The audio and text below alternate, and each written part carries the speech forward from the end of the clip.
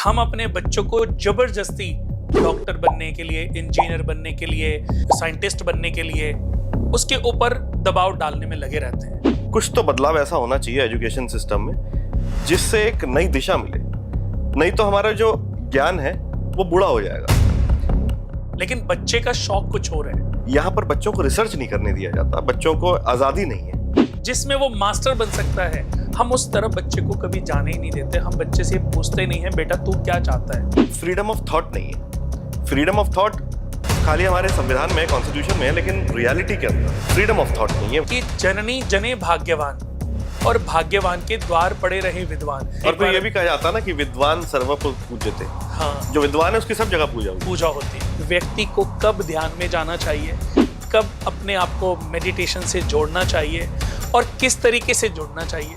सबसे पहले तो मैं ये बताना चाहूंगा कि आदमी अधूरा है, कि जीवन और परमात्मा इसी क्षण में है। उसे किसी मंदिर में मत खोजो। नमस्कार दोस्तों, मैं Kunal Kumar, the life designer astrologer, स्वागत करता हूं अपने इस खास प्रोग्राम में, जो कि इस तरीके से डिजाइन किया है, जिसका नाम है एस्ट्रो विद कुणाल। इस तरीके से डिजाइन किया गया है जिसमें हम ज्योतिष को लेकर के आप लोगों के बीच में जो भी भ्रांतियां हैं, उन भ्रांतियों को मैं समाप्त कर सकूं। आज तक शायद किसी ने इसकी पहल नहीं की है, लेकिन मैंने इसकी पहल इसलिए भी की कि ज्योतिष का एक सही आईना मैं आप लोगों के सामने प्रस्तुत कर सकूं। दोस्तों, मैं सिर्फ यही कहना चाहूंगा कि ज्योतिष केवल एक माध्यम है जो मनुष्य को उसके समय की जानकारी मात्र देता है, पर भाग्य जरूरी नहीं कि सिर्फ ज्योतिष के माध्यम से ही बदले। आप अपने कर्मों के माध्यम से, अपने बिहेवियर के माध्यम से, अपने आचरण के माध्यम से, अपनी सेवा भक्ति के माध्यम से, अपने परिवार की एकता के माध्यम से भी आप अपने भाग्य को उदय कर सकते हो। कितने हजारों, लाखों, करोड़ों लोग ऐसे हैं जो एस्ट्रोलॉजी में बिलीव नहीं रखते, लेकिन फिर भी दुनिया की सबसे बुलंदियों पर हैं। ऐसे बहुत सारे लोगों को मैं मिला हूं। मैं बिल गेट्स को नहीं मिला, पर बिल गेट्स जैसे और बहुत सारे लोगों को मिला हूं, और मैंने उनसे बात की, उनके जीवन के बारे में जब जाना तो मुझे समझ आया कि ज्योतिष का उन्होंने अपने जीवन में कभी प्रयोग नहीं किया, लेकिन अपनी कार्यशैली, अपनी सच्ची लगन, अपनी अच्छी कर्म के माध्यम से, अपने कर्मा के माध्यम से उन्होंने इन बुलंदियों को बहुत कम समय में प्राप्त कर लिया। आप लोगों को भी मैं जागृत करना चाहता हूं, सभी को जागरूक करना चाहता हूं, सभी की सोच को बदलना चाहता हूं। ऐसे मंच को लाना, ऐसे मंच पर ऐसे लोगों को लाना कि जिन्होंने ज्योतिष का बहुत प्रयोग नहीं किया, लेकिन फिर भी इतिहास रचा है, और मैं लाता रहूंगा ताकि आप सभी के मन में जो भ्रांतियां हैं वो समाप्त हो सके। तो हमारे इस प्रोग्राम के साथ हमेशा जुड़े रहें। इसको सब्सक्राइब कर लें, हमारे चैनल को, कुणाल वास्तु केंद्र एस्ट्रो विद कुणाल को। इंस्टाग्राम पर भी हैं हम, और हम यूट्यूब पर भी हैं। तो आप हमेशा हमारी नई नई वीडियोस को देख करके उसका लाभ उठा सकते हैं। तो आज ऐसी ही एक महान हस्ती जो आचार्य श्री शिवम जी हैं, जिन्होंने, अगर मैं बात करूं, MIT यूनिवर्सिटी के इस समय वो डीन भी हैं, पूना में स्थित हैं। और कितने लोग होंगे जिन्होंने गाना सुना होगा, हम तुम एक कमरे में बंद हो और चाबी खो जाए। वो गाना जहां पर शूट हुआ था, वहां पर हमारे जो आचार्य श्री हैं रोज लंच करते हैं, क्योंकि वहां पर उनकी कैंटीन और उनका कैफेटेरिया बना हुआ है। Responsible for nurturing 1.5 lakh youth lives, जिन बच्चों को, करीबन 1.5 से 2 लाख बच्चों को जो सही रास्ता, जिनके सही मार्गदर्शक बन चुके हैं, ऐसी एक महान हस्ती से मैं आपको मिला रहा हूं, जिनका नाम है शिवम। आचार्य श्री शिवम जी को नमस्कार, स्वागत है आपका। तो देखो, मुझे तो सच में बहुत खुशी हो रही है, जैसा कि हमें मिले हुए बहुत ज्यादा दिन नहीं हुए, कम समय हुआ है, लेकिन इस जीवन में बहुत कम समय हुआ है। हाँ, ऐसा हो सकता है कि पिछले जन्म में हमारा कोई रिश्ता रहा हो, क्योंकि इतनी तेजी से, इतनी जल्दी, इतना अच्छा कनेक्शन बन नहीं पाता। कि मैं एक फंक्शन में इनको मिला और किसी ने मुझे स्पेशली ले जा करके, जिनकी बेटी का एक रिश्ता हो रहा था, तो वो मुझे सिर्फ इतने 200-400 लोगों की भीड़ में सिर्फ इनके पास लेके गए कि आओ आपको मैं एक बहुत बढ़िया व्यक्तित्व के स्वामी से मिलवाता हूं। और जब मैं मिला तो मुझे 10 मिनट ही रुकना था वहां पे, और 10 मिनट बाद मुझे दूसरे फंक्शन में जाना था। तो उस 10 मिनट में जब मैं इनको मिला तो मैं 10 मिनट तो इनके पास ही बैठा रहा, इतना इन्होंने मुझे अट्रैक्ट कर दिया अपनी बातों से। तो स्वागत है आपका। तो आज हम दर्शकों के सामने हैं। सबसे पहले तो शिवम जी, मैं चाहूंगा कि आप अपनी जर्नी के बारे में बताएं, क्योंकि मैं चाहता हूं कि बहुत सारे लोग, क्योंकि आपको देख रहे हैं और देखेंगे भी, तो मैं चाहता हूं कि जो हमारी यूथ है, आपने भी करीबन 1.5-2 लाख लोगों को ऑलरेडी रास्ता ट्रैक दे चुके हैं आप, पर मैं चाहता हूं ये तादाद बढ़े, 1.5-2 लाख से 1.5-2 करोड़ तक, 150-200 करोड़ तक ये जाए। और इसी के लिए शायद ये मंच हमने तैयार किया है। तो मैं चाहता हूं सबसे पहले हमारे दर्शकों को, ताकि वो आपसे इंस्पायर हों, आपके जैसा रास्ता पकड़ें और आपके जैसे वो भी अपने आप को परिवार में अपग्रेड करें। तो मैं चाहता हूं सबसे पहले आप अपनी फैमिली के, अपनी लाइफ के बारे में बताएं, लाइफ जर्नी के बारे में। आपका जन्म कहां पर हुआ और आपकी यहां तक पहुंचने का जो ये पूरा जो रास्ता है वो कैसे आपने जिया।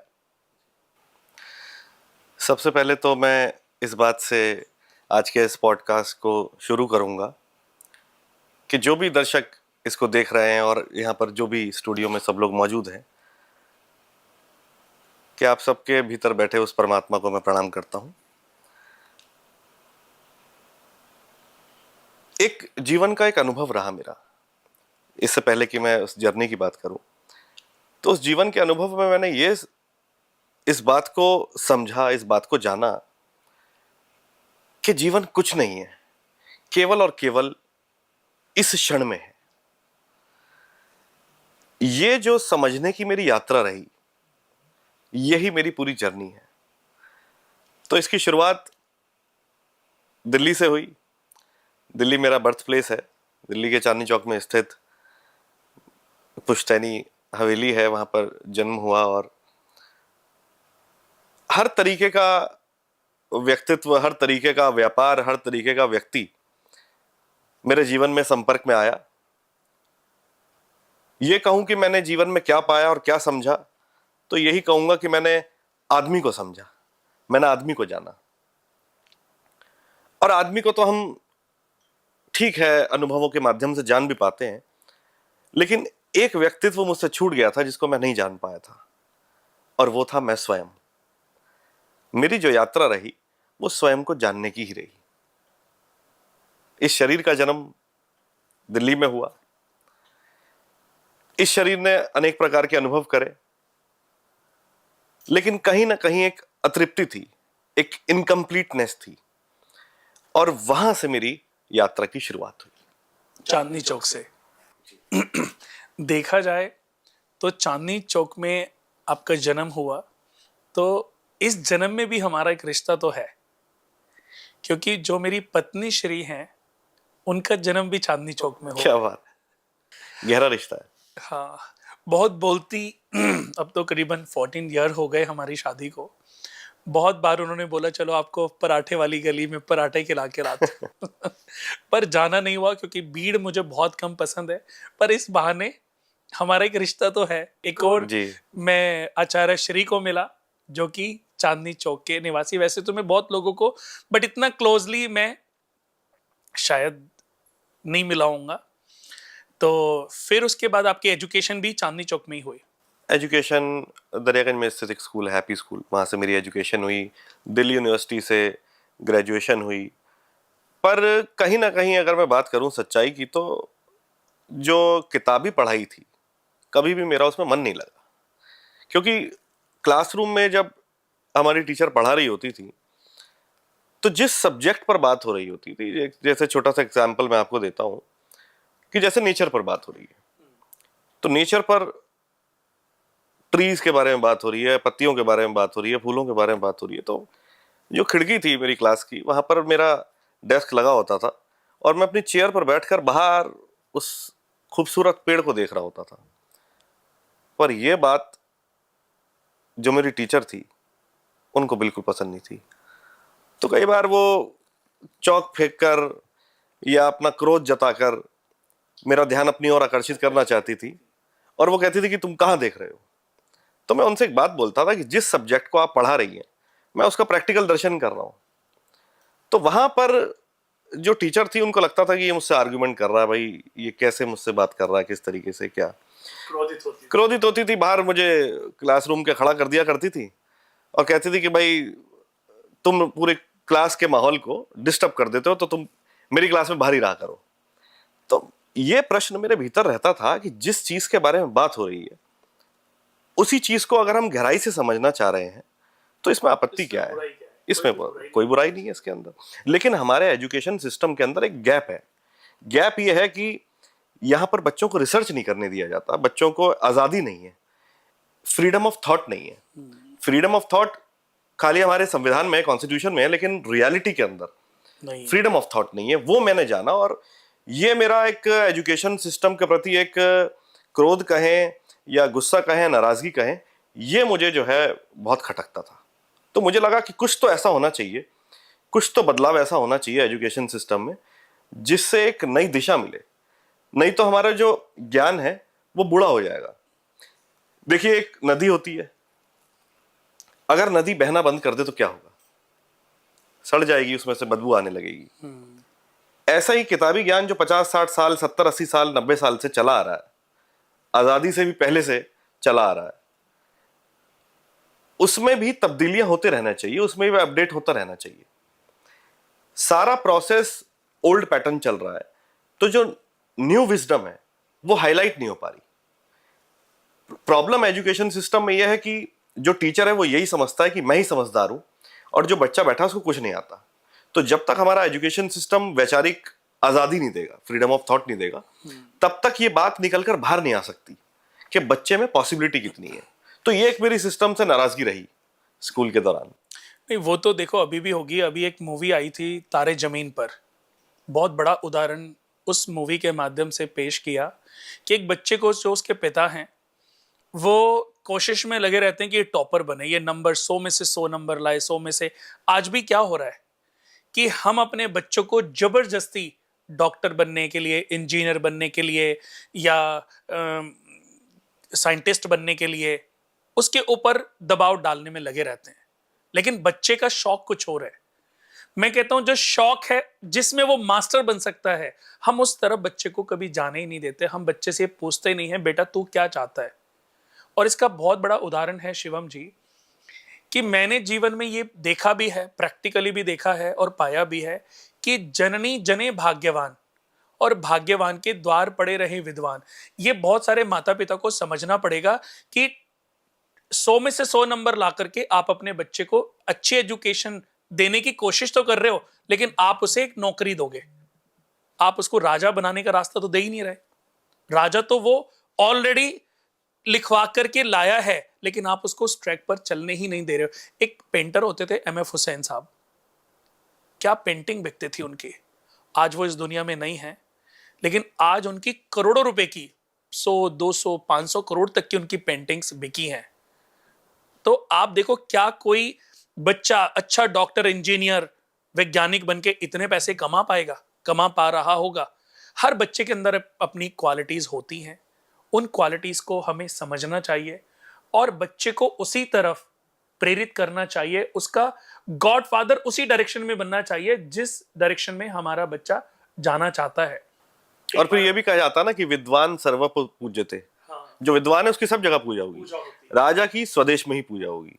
तो हमारा फोकस क्या है? बच्चे को राजा बेटा बोलते हैं हम, पर कभी इस ओर ध्यान दिया है कि तुम वाकई उसको राजा बेटा बनाना चाहते हो, कुएं का मेंढक बनाकर उसको सीमित करना चाहते हो, या उसको विद्वान बनाना चाहते हो? मैं इन चीजों में ज्यादा मेरा चिंतन रहता है। एक बार मेरी बेटी ने पूछा कि पापा इस बार मैं बहुत अच्छे मार्क्स लेकर के आऊंगी, 90+ लेकर के आऊंगी। तो मैंने उसको एक ही बात बोली कि मुझे ये नंबर से बहुत फर्क नहीं पड़ेगा, लेकिन आप अच्छे इंसान बन जाओ, मुझे इस बात से बहुत फर्क पड़ेगा। क्योंकि इंसान कोई नहीं बन रहा है, अच्छा इंसान कोई नहीं बन रहा है। माता पिता अपने बच्चों को ये शायद समझा ही नहीं रहे हैं। एजुकेशन को हम समझ ही नहीं पा रहे कि एजुकेशन हमारे लिए परफेक्ट क्या होनी चाहिए। तो उसके बाद आपकी जो एजुकेशन है वो भी दिल्ली से ही हुई। एजुकेशन भी दिल्ली से हुई और बस यूं ही सिलसिला चलता रहा। और एजुकेशन की तो हमने बात कर ही ली। फिर इस लाइन में जो अभी आप डेन बने और आपने जो ये ट्रैक पकड़ा लोगों का मार्गदर्शन बनने का, और मैंने ये भी पाया है कि आपके हमारे ही देश में ही नहीं बाहर के भी बहुत सारे लोग आपसे मिलने आते हैं, जुड़ते हैं, आपकी क्लासेस लेते हैं। तो उसके बारे में मैं जो एजुकेशन कंप्लीट करने के बाद जो ये आध्यात्मिक सफर है इसके बारे में मुझे पूरा इंटरेस्ट है, क्योंकि मेरी लाइफ भी अगर मैं देखूं जैसे आपने बताया वो टीचर आपके ऊपर, सेम यही चीजें मेरे साथ होती थी। जब मैं पढ़ता था तो मैं, आप ट्री देख रहे होते थे, मैं छाया देख रहा होता था कि कब, एक घड़ी तो होती नहीं थी हमारे पास, तो एक दीवार थी उस पे हमें पता होता था कि जो परछाई है वो यहाँ तक जाएगी और छुट्टी होएगी। तो हम उसी को देखने में लगे रहते थे और बिल्कुल मैं लास्ट में ही बैठता था। तो ऐसे ही टीचर, वही चौक हमारी सक्सेना दीदी होती थी, वो फेंकती थी और मुझे डांटती थी, बाहर खड़ा कर देती थी। तो बिल्कुल मुझे वो समय याद आ गया। तो मैं चाहूंगा कि ये बड़ी इंटरेस्टिंग स्टोरी है आपकी, तो मैं चाहूंगा कि इस बारे में बताएं। एक्चुअली एजुकेशन जब मेरी हो रही थी, जब मेरी शिक्षा हो रही थी, तो उस शिक्षा के दौरान कुछ प्रश्न मेरे भीतर आने लगे। प्रश्न ऐसे आने लगे कि यहाँ पर ऐसा लगता था कि जितने भी क्लासरूम के अंदर स्टूडेंट्स बैठे हैं उनकी जो सोच है कहीं ना कहीं वो एक जैसी है, लेकिन लग रहा था कि मैं जो सोच रहा हूं वो कुछ अलग लग रहा है। तो उस समय दो बातें आती थी कि या तो ये सब खराब है या मैं खराब हूं। और हमारी जो सोसाइटी है वो सोसाइटी ऐसी है कि सोसाइटी से अगर आप अलग लीग से अलग हटकर चलते हैं तो समाज आपको कहता है कि आप पागल हैं, आप गलत हैं। तो ये एक द्वंद्व रहा, एक अपने आप में एक चिंतन रहा। तो एक खोज आई, एक सर्च आई कि ये क्या है, ये सब क्या हो रहा है, ये जो परेशानियां हैं, ये जो एक डिस्कनेक्शन है, एक डिसोरिएंटेशन है। तो कहीं ना कहीं लगा कि कुछ तो है ऐसा जो मुझे समझना है, जो मुझे जानना है। तो मैं मानूंगा कि यहां से एक बीज आया, यहां से एक बीज पैदा हुआ जिसने मुझे अपनी ओर आकर्षित किया और जिसने मुझे प्रेरित किया स्वयं को जानने के लिए। आज अगर आप देखें तो हम फोन के बारे में जानते हैं, हम लैपटॉप के बारे में जानते हैं, हम कार्स के बारे में जानते हैं, हम सब चीजों के बारे में जानते हैं, पर क्या हम अपने बारे में जानते हैं? ये वाला जो एक प्रश्न था, इस प्रश्न ने रात दिन मुझे बेचैन कर दिया और यहां से मेरी आध्यात्मिक यात्रा प्रारंभ हुई। मुझे जानता भी नहीं था कि मेरी आध्यात्मिक यात्रा तब आपकी कितनी एज थी? मैं उस समय रहा हूंगा शायद 7th या 8th क्लास के अंदर, लगभग 12, 13, 14 साल की उम्र। तो वहां से कहीं ना कहीं ईश्वर क्या है, परमात्मा क्या है, मैं कौन हूं, यहां पे हम क्यों आए हैं, यहां क्या करने आए हैं। जो टीचर बात कर रही है कि तुम अच्छी पढ़ाई कर लोगे तो एक बड़ी नौकरी लग जाएगी जहां पे 2-4 लाख रुपए तुमको मिलने लगेंगे। तो क्या 2 लाख, 3 लाख, 4 लाख रुपए महीना कमाना ही हमारा उद्देश्य है? अगर ये मिल भी जाएगा तो क्या है? एक वो गाना भी है, अगर मिल भी जाए तो क्या है, ये दुनिया अगर मिल भी जाए तो क्या है। तो ये क्वेश्चन था मेरा कि ऐसा क्या है जो ये सब सुविधाएं मिल जाएंगी तो हो जाएगा। तो मैं बहुत सारे ऐसे लोगों को देखता था जिनके पास लाखों करोड़ों रुपए हैं। फिर मैं उनका जीवन देखता था कि क्या वो खुश हैं, तो मैं देखता था कि खुश तो ये भी नहीं है, इनको कोई दूसरे दुख है।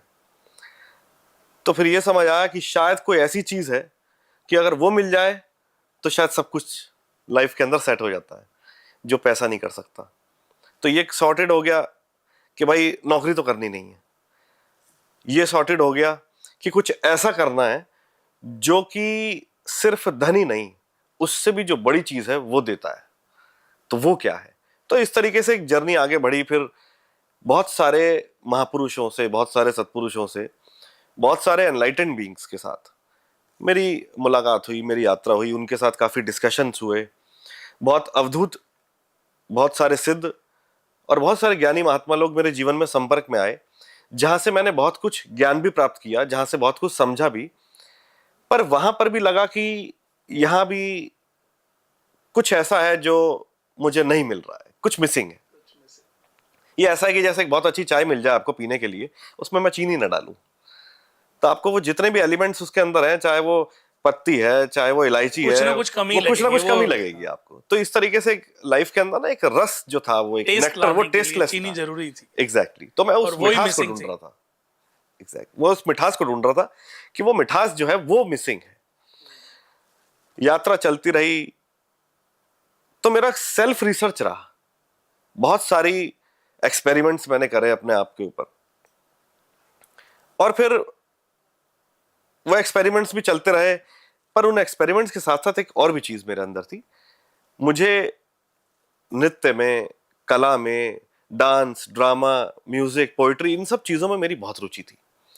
तो चाहे स्कूल में मैं पढ़ाई करता था या नहीं करता था, लेकिन अगर एक स्टेज लगा है, एक मंच लगा है और हमारा एनुअल डे है, तो मेरी परफॉर्मेंस उस पर जरूर रहती थी। चाहे म्यूजिक में हो, चाहे आर्ट में हो, चाहे ड्रामा में हो। तो इन सब चीजों में मैं बहुत एक्टिव था, क्योंकि ये सब चीजें मुझे एक सुख देती थी, एक एक ब्लिस देती थी, एक आनंद देती थी। तो मैं वो काम करता था जिस चीज से मुझे खुशी मिलती है। आज भी मैं वही काम करता हूँ जिस चीज से मुझे खुशी मिलती है। आज हम यहाँ पर बैठकर बात कर रहे हैं, मुझे खुशी मिल रही है, इसलिए हम लोग यहाँ पर बैठे। बैठे। तो वो जो आपने कनेक्शन की बात करी कि हम इंस्टेंट मिले और कनेक्शन हो गया, तो ये एक वाइब है। जब वाइब मैच हो जाती है तो वहां पर ऐसा लगता है कि this is my home, this is what I need to do. ये चीजें ऐसी हैं जो मुझे करनी है। कला में जब मैं आगे बढ़ता गया, संगीत में, नृत्य में, तो कुछ कुछ चीजें ऐसी लगी कि अगर ये एलिमेंट हम अपनी एवरीडे लाइफ के अंदर, रोजमर्रा की जिंदगी के अंदर ऐड कर लें, तो शायद कुछ नया हो सकता है। और ऐसे करके अध्यात्म यात्रा और आगे बढ़ती गई। और कला में तो मेरी रुचि थी, तो वो कला सहयोगी बनी, वो माध्यम बनी, और मैं बॉम्बे पहुंच गया।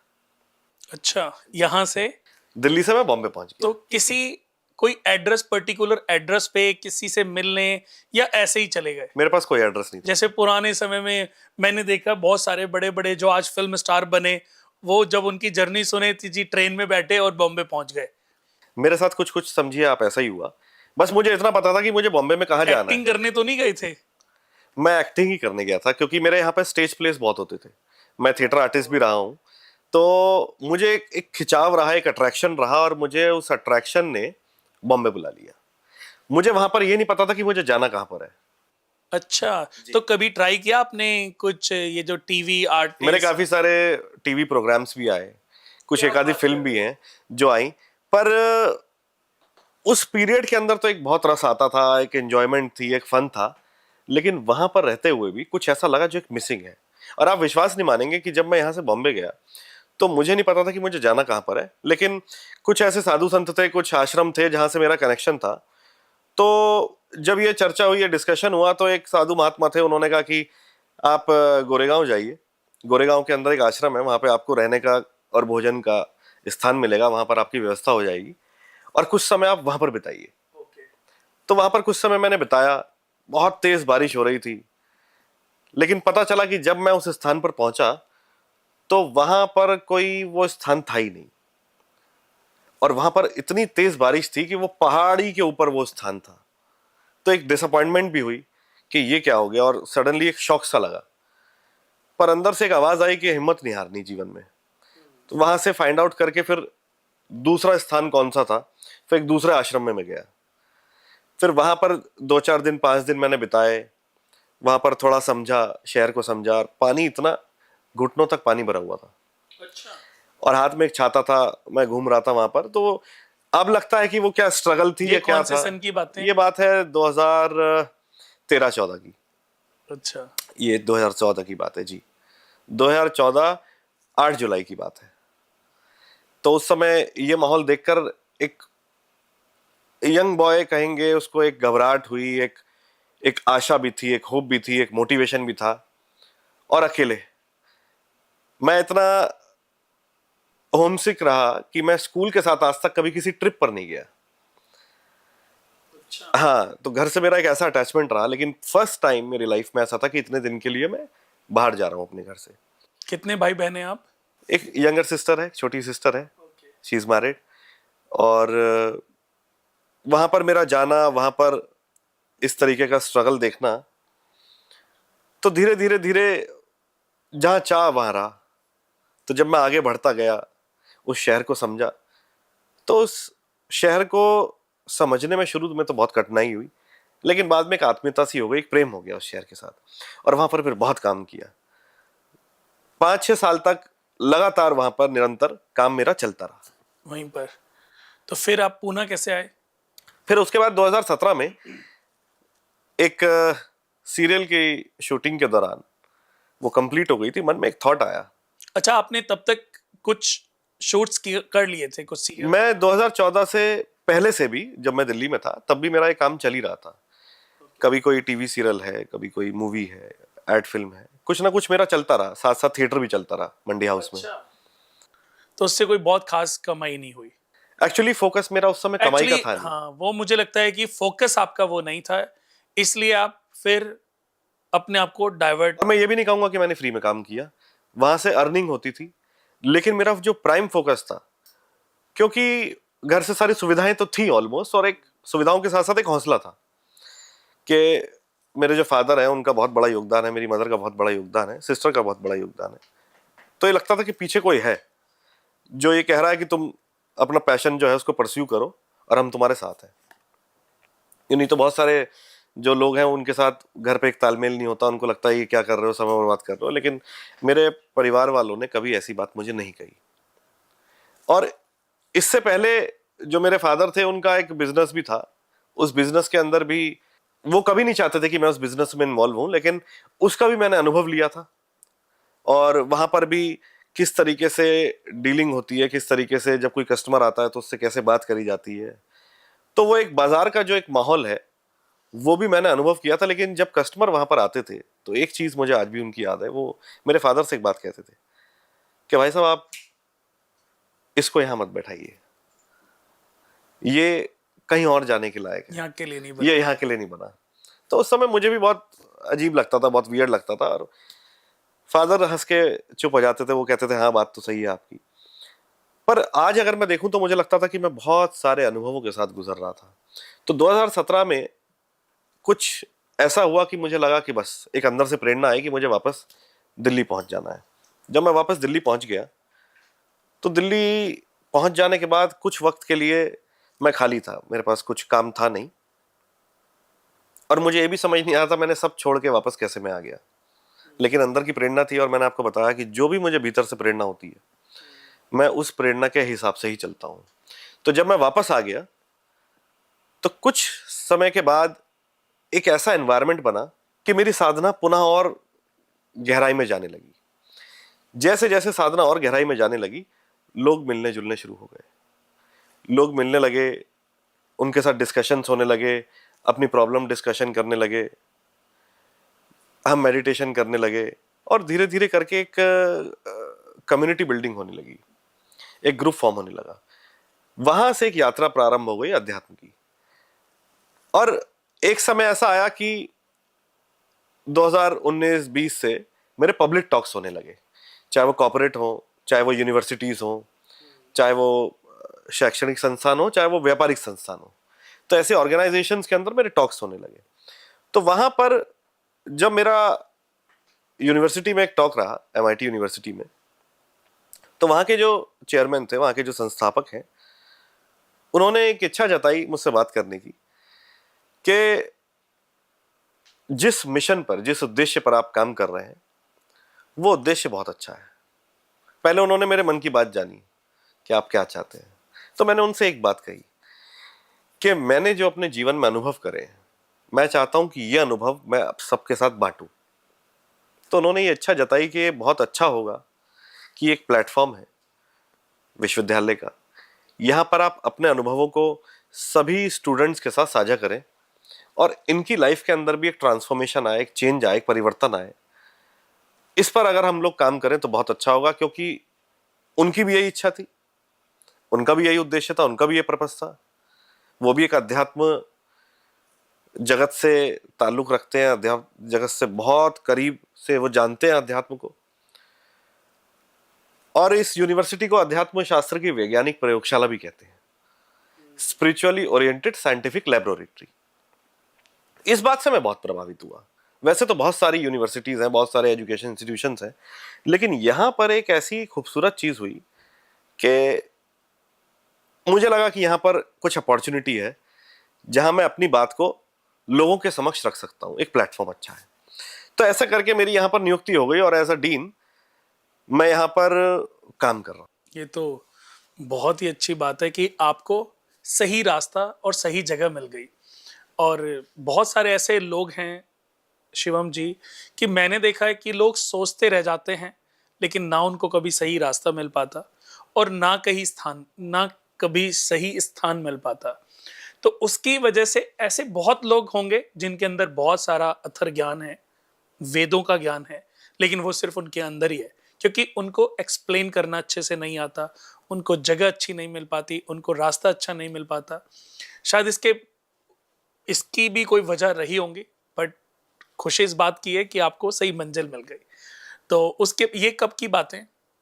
ये बात है अभी पिछले साल 2024 की बात। तो खैर 2023 से चल रही थी, लेकिन कुछ मेरे इतने सारे काम जो पेंडिंग थे, इतने सारे जो ऑलरेडी काम चल रहे थे, तो उसमें मुझे कुछ वक्त लगा, कुछ टाइम स्लॉट सेट करने में, जिससे मैं इस जिम्मेदारी को भी पूरी तरह से निभा पाऊं। Okay, to bring a new revolution, कि आप एक ऐसी क्रांति लाना चाहते हो और जो लोग ध्यान के माध्यम से अपने जीवन को 200% कैसे जिए उस तक पहुंचाना चाहते हो, तो वो आपका मेरे को बहुत पसंद आया। कि ये एक और वजह थी कि मैं चाहता था कि आप हमारे इस पॉडकास्ट में आए, तो लोगों को बताएं कि उसका सही रास्ता क्या है, व्यक्ति को कब ध्यान में जाना चाहिए, कब अपने आप को मेडिटेशन से जोड़ना चाहिए और किस तरीके से जुड़ना चाहिए। मैं चाहता हूं कि सारी चीजें आप हमारे दर्शकों को बताएं ताकि लोगों को सही रास्ता मिले। सबसे पहले तो मैं ये बताना चाहूंगा कि आदमी अधूरा है, एक इनकम्प्लीटनेस है। जी। या तो वो पूरी तरह से अध्यात्म में चला जाता है, वो घर बार छोड़ देता है, जी। या फिर महात्मा वो बुद्ध की तरह। एग्जैक्टली या फिर वो पूरी तरह से व्यापार में आ जाता है। वो दिन रात यही सोचता है कि कैसे मैं पैसा कमाऊं, उसको और कुछ ख्याल नहीं आता। मैं ये कहता हूं कि ना तो पैसा बुरा है और ना अध्यात्म बुरा है। बुरा कुछ है ही नहीं इस संसार में, सब कुछ दिव्य है। सारा खेल दृष्टिकोण का है। मैं इस बात पर फोकस करता हूं और मेरा पूरा जो केंद्र है, मेरा जो पूरा ध्यान है, वो इस बात पर है कि कैसे अध्यात्म को और एक निजी जीवन जो एक पर्सनल लाइफ है जी। और प्रोफेशनल लाइफ है, इन दोनों को मैं कैसे जोड़ दूं। क्योंकि 100% लाइफ के अंदर पैसा जरूरी है, व्यापार जरूरी है। मैं व्यापार छोड़ने को नहीं कहता, मैं नौकरी छोड़ने को नहीं कहता। जो भी कोई कर रहा है पूरी तरह से करे। उसके साथ साथ बस मैं इतना कहता हूं कि 100% स्वयं पर भी व्यक्ति ध्यान दे। कृष्ण भी गीता में यही कह रहे हैं अर्जुन को कि तू अकर्म की स्थिति में रहे, तू काम कर, लेकिन तू सरेंडर मोड में रहे। काम करने के बाद तू बस भूल जा, तू बस ये सोच कि तू एक निमित्त मात्र है, तू अपनी ड्यूटी परफॉर्म कर। उसके बाद का जो आउटकम आएगा, वो जो रिजल्ट आएगा, उसको तू ईश्वर पे छोड़ दे। मैं भी ये कहता हूं कि व्यक्ति को पूरा फोकस करना चाहिए, जो भी उसका कर्म है उस पर वो फोकस करे, लेकिन उसके साथ साथ वो एक ऐसी स्टेट को एक्सपीरियंस करे जहां पर उसको एक शांति का अनुभव हो सकता है। आदमी के जीवन में शांति मिसिंग है, आदमी के जीवन में अध्यात्म मिसिंग है। क्या यह संभव है कि आदमी दुकान पर बैठे लेकिन भजन करे? क्या यह संभव है कि व्यक्ति जॉब करे लेकिन फिर भी उसकी मन की जो दशा है वो बिल्कुल शांत हो? तो मैं इसका उत्तर कहता हूं, हां है। जब मैं ये अनुभव कर सकता हूं तो सब इसका अनुभव कर सकते हैं। क्योंकि एक समय ऐसा भी था जहां पर मेरे जीवन में भी बहुत सारी कुछ डिफिकल्टीज थी, कुछ टर्मोइल्स थे, कुछ चैलेंजेस थे। आज मैंने एक ऐसी स्थिति को प्राप्त कर लिया है जहां पर मन पूरी तरह से शांत है, जहां पर किसी तरीके के कोई विचार नहीं है भूतकाल के या भविष्यकाल के। आज मैं जहां पर हूं मैं वहां पर पूरी तरह से मौजूद हूं। हम क्या कर रहे हैं? अभी हम चाय पी रहे हैं, हम यहां बैठकर बात कर रहे हैं, लेकिन ध्यान यह है कि दुकान पर कोई कस्टमर तो नहीं आ गया, घर पर कोई आ तो नहीं गया मेहमान। तो हम जहां पर हैं वहां पर पूरी तरह से मौजूद नहीं है। डाइनिंग टेबल पर आदमी बैठा है, मोबाइल चला रहा है, परिवार के लोग साथ बैठे हैं, उनके साथ बात नहीं कर रहे। लेकिन जो लोग बैठे हैं वो सब मोबाइल पर लगे हुए हैं, वो किसी और व्यक्ति से बात कर रहे हैं जो कहीं और बैठा है।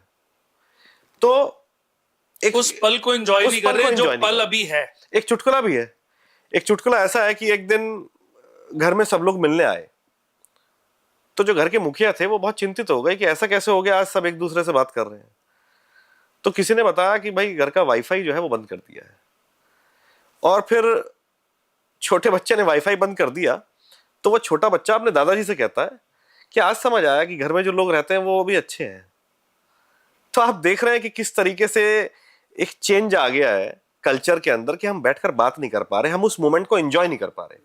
तो जीवन क्या है? इसी क्षण में है। मैं एक बात बोलता हूं कि जीवन और परमात्मा इसी क्षण में है।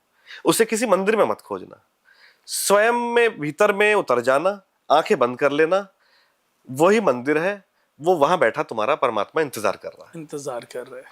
तो मेरी पूरी चेष्टा ये है कि कैसे आदमी 200% जीवन को जी पाए, जहां पर उसकी लाइफ में स्पिरिचुअलिटी भी हो, जहां पर उसकी लाइफ के अंदर सक्सेस हो, मनी हो, सब कुछ हो। मैं बात करता हूं अबंडेंस की। श्री अबंडेंस का मतलब है प्रचुरता। जीवन में प्रचुरता ये नहीं है कि हमारे वॉलेट के अंदर मल्टीपल क्रेडिट कार्ड्स हो, डेबिट कार्ड्स हो।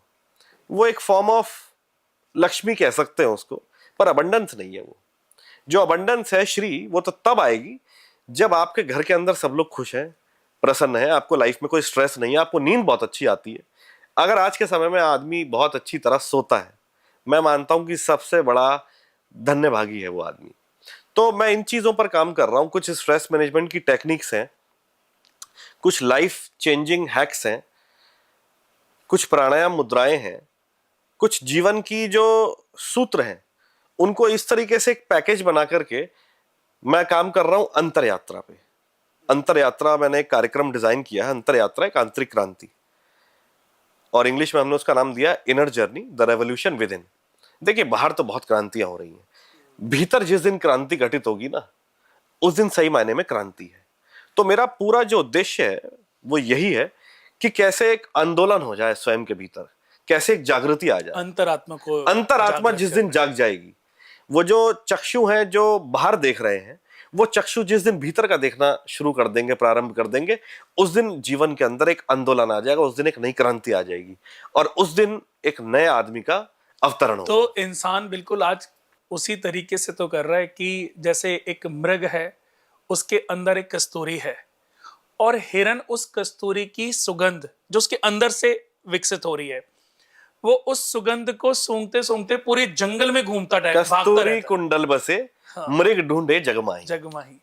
और वो कस्तूरी उसके अंदर है। सेम इंसान भी ऐसे ही है कि आज हमने अपने लक्ष्य बहुत सारे बना लिए हैं, उन लक्ष्यों के लिए हम चारों तरफ भागते फिर रहे हैं, लेकिन अगर हम अपने आप को समझ लें तो मुझे लगता है कि जहां हम हैं वहीं बैठे बैठे हम सारे लक्ष्यों को पा सकते हैं। एक छोटा सा प्रयोग हम करते हैं, वो दर्शक भी कर सकते हैं हमारे साथ साथ।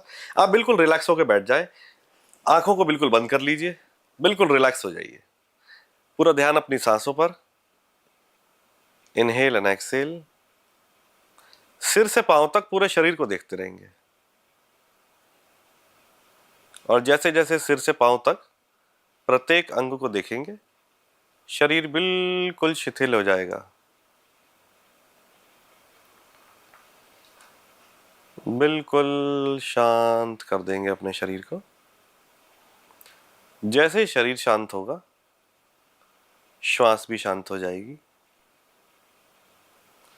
जैसे ही श्वास शांत होगी, शरीर और गहरी शांति में चला जाएगा।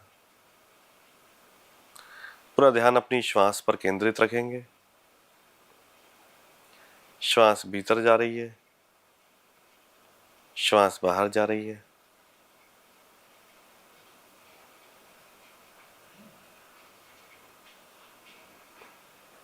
जैसे ही श्वास पर ध्यान केंद्रित करेंगे, बिना किसी विचार के एक निर्विचार अवस्था में स्वतः ही अनुभव होने लगेगा।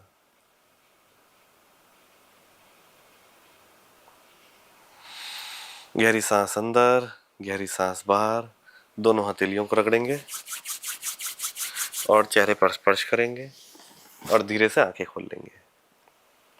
ये एक इतनी सरल, इतनी इजी एक विधि है कि दिन में जैसे ही आपको समय मिले, आप जो भी काम कर रहे हैं, आप किसी से मीटिंग कर रहे हैं, आप ऑफिस के अंदर बैठे हैं, आप दुकान पर बैठे हैं, आप घर में किचन में काम कर रहे हैं, ये एक ऐसी टेक्निक है कि बीच में जैसे जैसे आपको समय मिले, बीच में एक ऐसी स्टेट आप एक्सपीरियंस कर सकते हैं, 2 मिनट, 1 मिनट, 3 मिनट, क्योंकि अटेंशन स्पैन बहुत कम हो गया आजकल। 30 सेकंड में सारी रील देखनी है क्या है, तो 30-40 सेकंड, 50 सेकंड से इसको शुरू करें और बीच में करते रहें। 2-4 बार, 5 बार दिन में जब करेंगे तो आप धीरे धीरे अनुभव करेंगे कि आपकी नींद बेटर हो रही है, आपका स्ट्रेस कम हो रहा है, आपकी बॉडी रिलैक्स हो रही है, शुगर, बीपी, डायबिटीज इसके अंदर फायदा हो रहा है, पल्स रेट डाउन हो गया और धीरे धीरे लाइफ चेंज होने लगेगी। तो जहां पर 3 घंटे 4 घंटे नेटफ्लिक्स बिंज वॉचिंग कर रहे हैं, वहां पे 30-40-50 सेकंड अपने लिए देना, मैं मानता हूं कि बहुत छोटी सी बात है। मैं ओम चैंटिंग तो रोज करता हूँ, बट मुझे लगता है कि दिन में इस चीज के लिए तो मैं 10 बार टाइम निकाल सकता हूँ। मैं अपने शरीर में अभी इतना हल्का फील कर रहा हूँ और मुझे ये लग रहा है कि आपने कितनी बढ़िया नॉलेज दे दी।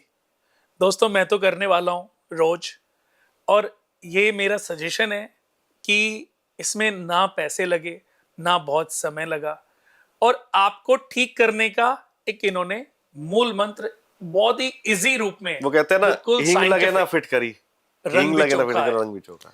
तो आप इसको करें और 1 महीने के बाद हम कमेंट्स में बात करेंगे किस किस को कितना फायदा हुआ। ये तो वाकई बहुत ही आपने अच्छा ज्ञान हमारे दोस्तों को, दर्शकों को दिया, और मुझे लगता है कि माताओं बहनों को तो इससे बहुत फायदा मिलने वाला है, जो बेचारी रसोई में 1 घंटे काम करती हैं और उनकी बॉडी में पेन होने लगता है और वो 10 मिनट वो आराम करती हैं, जाके लेट जाती हैं। 1 मिनट के लिए या 2 मिनट के लिए सोफे पे बैठ करके इस क्रिया को करेंगे तो मुझे लगता है 100% उनको इससे फायदा तो मिलेगा। मेरा यही फोकस है कि कैसे हर घर में कुछ ऐसा मैं पहुंचा पाऊं जो मैंने अनुभव किया है अपनी लाइफ के अंदर, जिससे मुझे रिलैक्सेशन मिला, जिससे मुझे शांति मिली है और जिससे मुझे एक नई दिशा मिली है, और वो मैं अपना ज्ञान कैसे सब जन जन तक पहुंचा पाऊं। मैं आपको एक और चीज बताऊं कि इस क्रिया से कोई भी व्यक्ति अपने मन को भी नियंत्रित कर सकता है, क्योंकि मन मेडिटेशन में भी देखा है मैंने कि बहुत भागता है। आप अभी जैसे आपने बताया कि वो एक जगह बैठा है लेकिन 10 जगहों के बारे में सोच रहा है, तो ये चंद्रमा ही तो है, मन ही तो है, क्योंकि मन फ्लैरिश है, भागता रहता है। मन को नियंत्रित करने का ये बहुत अच्छा आपने उपाय भी दिया है हमारे ज्योतिष भाइयों के लिए भी, उनके क्लाइंट्स के लिए भी, जिनका चंद्रमा नीच का है, जिनका चंद्रमा वीक वीक है, जिनका चंद्रमा पाप ग्रह के साथ बैठा है, तो उनके लिए भी ये बहुत प्यारा आपने सॉल्यूशन और रास्ता दिया है। मैं चाहूंगा कि सभी जितने भी चंद्रमा को लेकर के दशा, अंतरदशा, प्रत्यंतर दशा को लेकर के पीड़ित हों, तो वो इसको कर सकते हैं। बल्कि मैं एक बात आपको और बताना चाहूंगा, आपने जहां पर ज्योतिष की बात करी, मैं ये भी कहना चाहूंगा कि जब हम अध्यात्म के रास्ते में आगे बढ़ते हैं तो हमारे जो ग्रह भी हैं जो एक इम्बैलेंस हो गए हैं, या जो आपकी भाषा में बोलें कि वक्री हो गया है कोई प्लैनेट, उसमें भी इसको लाभ मिलता है। क्योंकि देखिए, हम कोई भी कर्म करते हैं उसके आधार पे हमारा भविष्य तय होता है। तो सोचिए, अगर सकारात्मक कर्म हम कर रहे हैं तो उससे हम क्या जनरेट करते हैं, ये सारा एनर्जी है। E=mc² का फॉर्मूला है जो आइंस्टाइन ने दिया था। एनर्जी है सारा खेल, सारा खेल वाइब्रेशन है। कैसी वाइब्रेशंस पैदा होती हैं, उन वाइब्रेशंस के आधार पे एनर्जी, उस एनर्जी के आधार पे मैटर। तो जो आज हम यहां बैठे हैं, ये हमारे विचार ही हैं जिन्होंने हमको यहां बैठाया है। आज जो हमारे विचार है वो ही हमको कल जहां पर लेकर जाने वाले हैं, वो उस विचार पर ही तय होता है, उस विचार पर ही डिपेंड करता है। तो इन छोटी छोटी क्रियाओं के माध्यम से हम अपने मन को शांत रख सकते हैं, हम अपने शरीर को स्वस्थ रख सकते हैं और अपने जीवन को खुशहाल और बेहतर बना सकते हैं। भाई, क्यों ना जिए अच्छे से? जब एक छोटा सा जीवन मिला है तो क्यों ना हम अच्छी जिंदगी जिए? क्या हमें हक नहीं है अच्छी जिंदगी जीने का? बिल्कुल है। बस हमें जानना है कि समस्या जीवन में कहां आ रही है। जिस दिन हम उस समस्या को जान जाते हैं, सबसे पहली सीढ़ी है वो, जानने की, क्योंकि आदमी इतना मूर्ख नहीं है। आदमी में समझ है, इसलिए जानवर और आदमी में फर्क है। आदमी के अंदर विश्लेषण करने का, एक सूझबूझ करने का एक एलिमेंट है उसके पास, एक टेक्निक है उसके पास, एक आर्ट है। जब वो देखता है कि मेरी लाइफ में यहां प्रॉब्लम है, जब वो उसकी रूट कॉज में जाता है तो वो उसको समझने लगता है, परतें खुलने लगती हैं, प्याज की परतें हटाते जाते हैं। तो ऐसे ही जब वो परतें हटने लगती हैं तो लाइफ चेंज होने लगती है, अवेकनिंग होने लगती है। खिड़कियां बंद है, सूरज आ भी रहा है तो कमरे में अंधेरा है, खिड़कियां खुल गई, सूरज की रोशनी डायरेक्ट आ सकती है। ऐसे ही मन का दर्पण है, आंख बंद करना है, बस डुबकी लगानी है। बहुत सरल सा उपाय है। बहुत ही खूब, बहुत ही खूब। तो अभी आपकी जर्नी पूरी फोकस्ड आध्यात्म है। मैं ये कहूंगा कि करने वाला तो वो है, नियति है, परमात्मा है, ईश्वर है, जो भी नाम ले। आज अगर मैं अपनी जिंदगी को पीछे मुड़ के देखता हूं तो मैं ये कहता हूं कि सब कुछ यहां पर करने वाला, सूत्रधार, सब तय कर रहा है कि मुझे क्या करना है। मेरे हाथ में बस इतना है कि मैं अपना जीवन होश पूर्वक जीऊं। होश पूर्वक जीवन मैं उसे कहता हूं कि अपनी सूझबूझ के साथ, पूर्ण जागृति के साथ। देखिए, दो तरीके से आदमी सोता है। एक तो रात को जब आंख बंद होती है, बिस्तर पर सोता है। एक सोना वो है, एक सोना वो है जब खुली आंखों से भी आदमी सोता है। सुबह से शाम तक आदमी कितने पाप करता है, सुबह से शाम तक आदमी कितने सारे ऐसे गलत काम है जो करता है, वो खुली आंखों से करता है। उसका मन कहीं ना कहीं जानता भी है कि मैं ये ठीक नहीं कर रहा, लेकिन उसकी जो विल पावर है, उसकी जो संकल्प शक्ति है, वो बहुत वीक है, वो स्ट्रांग नहीं है। पूर्ण जागृति के साथ, पूर्ण होश पूर्वक जीवन जब मनुष्य जीने लगता है तो उसका जो मन है, उसके जो संकल्प है, उसके अंदर एक शक्ति आने लगती है। और संकल्प से सिद्धि ही सारा जीवन है। जैसे ही उसकी विल पावर स्ट्रांग बनने लगती है, उसको राइट और रॉन्ग क्या है पता लगने लगता है। और जितना वो शांत होता जाता है, अंदर से ही उसको प्रेरणा आने लगती है कि ये काम मुझे करना चाहिए और ये काम मुझे नहीं करना चाहिए। लेकिन उसके लिए दिमाग को खाली करने की बहुत आवश्यकता है। हम भरे बैठे हैं, जब तक हम खाली नहीं होंगे तब तक वो विचार नया आ ही नहीं पाएगा। जब तक हम खाली नहीं होंगे तब तक हमारे भीतर की जो प्रेरणा है वो हमें बता ही नहीं पाएगी कि ये तुम्हें करना है, नहीं करना। अगर दिमाग शांत है तो ये चीज इतनी आसान हो जाएगी कि हम सोच नहीं सकते। कभी आपने नोटिस करा हो, एक छोटा सा उदाहरण देता हूं। टीवी देखते देखते यदि आपने भोजन किया हो तो कभी आपने देखा होगा कि एक दो रोटी ज्यादा भी खाई जाती है, क्योंकि जब तक ब्रेन में ये मैसेज जाता है कि आपका पेट भर गया, तब तक ऑलरेडी आपका पेट भर चुका होता है। तो ब्रेन में 15 मिनट बाद ये मैसेज जाता है, क्योंकि आपने तो माइंड को कहीं और एंगेज कर दिया ना, आपने तो कहीं और एंगेज कर दिया, टीवी में लगा दिया। बिल्कुल आप सही बात बोल तो रहे हो। टीवी में जब आपने लगा दिया तो आपका तो ध्यान टीवी में है, यहां तो खाली भर रहे हैं पेट को भर रहे हैं। इसलिए सारी इंद्रियों को भीतर समेट के जो 5 सेंसेस हैं क्यों मिली है भाई? भोजन मुंह में जाने से पहले भी उसका रस ले लिया जाता है। सबसे पहले भोजन की थाली आती है सामने, आंखें देखती हैं, उसमें से आप कोर तोड़ते हैं, सब्जी लगाते हैं, नासिका के पास जाता है, यहां से श्वास लेते हैं, स्मेल जाती है, वो भी एक भोजन है। फिर उसका मुंह में रखते हैं, फिर एक सेंसरी जो हमारी टंग है वो सेंस करती है, रस लेती है, फिर वो जाता है अंदर, फिर वो पचता है। तो कानों से, आंखों से, जिह्वा से, नाक से, हर जगह से हम ग्रहण कर रहे हैं। इन सारी इंद्रियों को, 5 सेंसेस को, इन पंच इंद्रियों को समेटना होता है स्वयं के भीतर, और जो काम कर रहे हैं उसमें पूरा ध्यान पूर्वक उतर जाना होता है। ये 21 दिन का प्रयोग मैं सबको बोलता हूं, 21 दिन का प्रयोग करो, मत मानो मेरी बात, 21 दिन का प्रयोग स्वयं करके देखो। अगर 22वें दिन उनकी जीवन में परिवर्तन ना आए तो मैं जिम्मेदार हूं। आपकी लाइफ का कोई ऐसा वाक्य जो आप हमारे दर्शकों को शेयर करना चाहोगे, देखिए, जो मुझे एकदम अचंभित कर देने वाला हो? देखिए, आज जो लोग मिलते हैं, अचंभित वाली बात अगर आपने कही है, तो आज जो मुझसे लोग मिलते हैं, मैं उनसे एक बात पूछता हूं। जब वो मुझे कहते हैं कि आपको देखकर बहुत शांति लगती है, ऐसा लगता है कि एक पीस है, एक प्योरिटी है, एक कामनेस है, ये कैसे अचीव किया? तो मैं उनको बोलता हूँ, भैया बड़ी मुश्किल से ये स्टेट एक्सपीरियंस नहीं, करी ये है। तो है, आपके फेस के ऊपर शांति भी और काम भी है। लेकिन ऐसा पहले नहीं था। मुझे बहुत जबरदस्त क्रोध आता था, और इतना क्रोध आता था कि वो मैं आपको बता नहीं सकता, क्योंकि मैंने ये जान लिया कि क्रोध करने का मतलब ये है कि हाथ में कोयला लेना जलता हुआ और उस कोयले को किसी और पर फेंकना, तो इसका मतलब तो ये हो गया कि मुझे यदि आप पर क्रोध करना है तो पहले मुझे अपना हाथ जलाना होगा। यदि मुझे आप पर क्रोध करना है पहले मुझे अपना मन खराब करना होगा। ये जिस दिन बोध आया उस दिन क्रोध मेरे जीवन से विदा हो गया। आज चाहे कहीं पर आग लग जाए, कहीं पर धरती खिसक जाए, कहीं पर कुछ भी हो जाए, मैं शांत, स्थिर, अविचलित, बिल्कुल शांत प्रशांत, मेरे भीतर का जो समंदर है, समंदर के ऊपर की आपने लहरें देखी हैं, कितनी सारी गतिविधियां उसमें हो रही होती हैं। रिपल्स ऑफ इफेक्ट के गहराई के अंदर अगर आप समुद्र में जाकर देखेंगे तो एक शांत प्रशांत एक वातावरण है। जैसे ही मैंने उस अशांति वाले मन से स्वयं के भीतर जाकर देखा तो मैंने ये पाया कि जैसे वो समुद्र के भीतर शांति है ना, जहां पर वो सीपी रखा हुआ है, जिस सीपी को खोलूं तो मोती है, वो स्वयं मेरे भीतर भी है, बस मैं उसको खोल नहीं रहा था। जिस दिन मैंने उसको खोल के देखा तो सबसे पहले तो मैं हंसा। मुझे लगा कि ये क्या हो रहा है, ये तो मेरे पास ही था। ये तो ऐसा हो गया कि किसी के पिताजी बहुत सारी जायदाद संपत्ति छोड़ के जाए और लड़का दर बदर भटक रहा हो, कटोरा लेकर के मुझे 2 वक्त की रोटी दे दो। जिस दिन वो चाबी खोल करके देखता है, अपना सिर पकड़ के सोचता, हंसता भी है, रोता भी है तो अमीर आदमी कि मुझसे अमीर आदमी कोई है नहीं। तो हर व्यक्ति अमीर है, उसको हर व्यक्ति अमीर है कुणाल जी, हर व्यक्ति अमीर है। बस उसे जानना है कि मैं कितना अमीर हूं। मुझसे किसी ने आकर के पूछा, तक पहुंचना है। मुझसे किसी ने आकर पूछा अभी कुछ वक्त पहले कि आप मुझे बताइए कि खूब पैसा कैसे आए। तो मैंने उसको एक बात कही, मैंने कहा देखो पैसा तो तुम्हारे पास आया हुआ है, तुम्हें वक्त चाहिए गिनने के लिए। उन्होंने कहा वो कैसे? मैंने कहा आंख बंद करो और अपने आप से ये प्रश्न पूछो कि मैं कितना अमीर हूं। तुमको ये बात पता चल जाएगी कि दुनिया में तुमसे अमीर कोई है नहीं।